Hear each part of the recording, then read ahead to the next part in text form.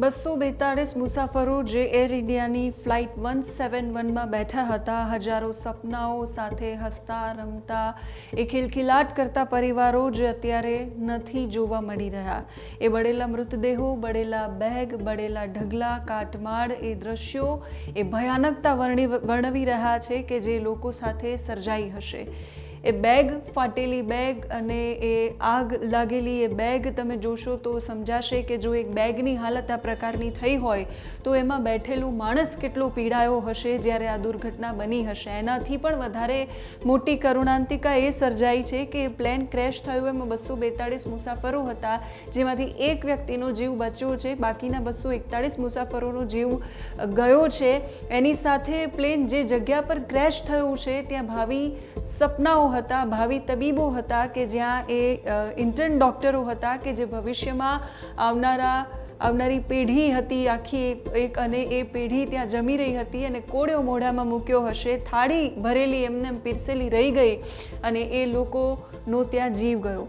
એ 3 બિલ્ડિંગો છે જે 3 બિલ્ડિંગોની અંદર કાટમાળ લાગી.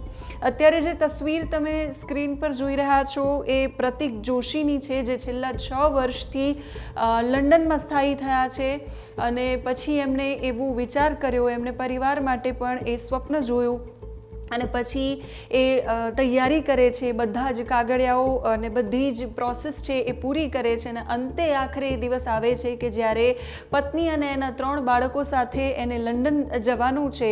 એ પરિવારની સાથે રહેશે જે અત્યાર સુધી એકલા રહેતા હતા. એ પરિવાર, એ બાળકો, એ પ્રેમ, એ બધું જ એ સાથે લઈને જતા હતા, એ સપનાઓ લઈને જતા હતા. અને એક સેલ્ફી એમણે પ્લેનની અંદરથી લીધી અને પછી એ પરિવારજનોને એમણે મોકલી, સગા સંબંધીઓને એમણે મોકલી કે જુઓ આટલા વર્ષોની મહેનત, આટલા વર્ષોનું જે પ્રોસેસ છે એ અને આટલા વર્ષોની ધીરજ અને રાહ જે જોઈ છે એ આજે પૂર્ણ થવા જઈ રહી છે. આજે સવારનો સૂરજ ઉગ્યો છે, ખિલખિલાટ કરતા એ લોકો ઉઠ્યા છે અને એ તૈયારીઓમાં બેગ પેક કર્યા છે કે હવે એક નવી દુનિયાની શરૂઆત કરીશું. એમને ખબર નહોતી કે આજના દિવસે એમની દુનિયા અહીંયા પૂરી થઈ જશે જ્યારે એ પ્લેનમાં બેસશે અને એની બીજી જ મિનિટે એ પ્લેન ક્રેશ થશે. એ પ્રતિક જોશી જે 6 વર્ષથી લંડનમાં હતા, સોફ્ટવેર પ્રોફેશનલ, સોફ્ટવેર એન્જિનિયર હતા અને લાંબા સમયથી એ ત્યાં રહેતા હતા. પત્ની અને બાળકો ભારતમાં રહેતા હતા અને એ 3 નાના બાળકોને અને એ પત્નીને પણ વિદેશ લઈ જવાનું વિચારે છે.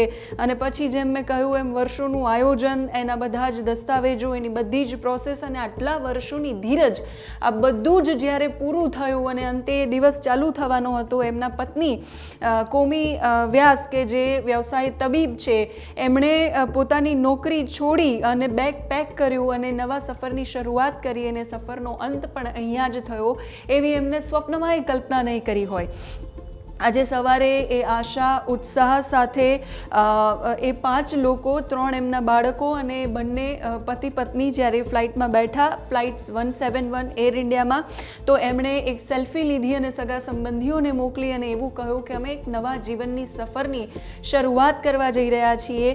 પણ એમને કલ્પના નહીં કરી હોય કે નવા જીવનની સફરની શરૂઆત એ લખી તો રહ્યા છે પણ એ સફરનો અંત માત્ર 2 જ મિનિટમાં થવાનો છે. જે ફ્લાઇટમાં એ લોકો બેઠા છે એ પોતાની એ આખી જે સફર છે એમાં એ સફળ ન થયા અને એ વિમાન ક્રેશ થયું જેમાં કોઈ જ બચી નથી શક્યું, માત્ર એક જ વ્યક્તિ સિવાય. અને થોડીક જ વારમાં, થોડી મિનિટોની અંદર એ જીવનભરના સ્વપ્ન છે એ રાખ થઈ ગયા, એ બળીને ધુમાડો થઈ ગયા, જેની કલ્પના, જેની પીડા આપણે સ્વપ્નમાં પણ ન વિચારી શકીએ.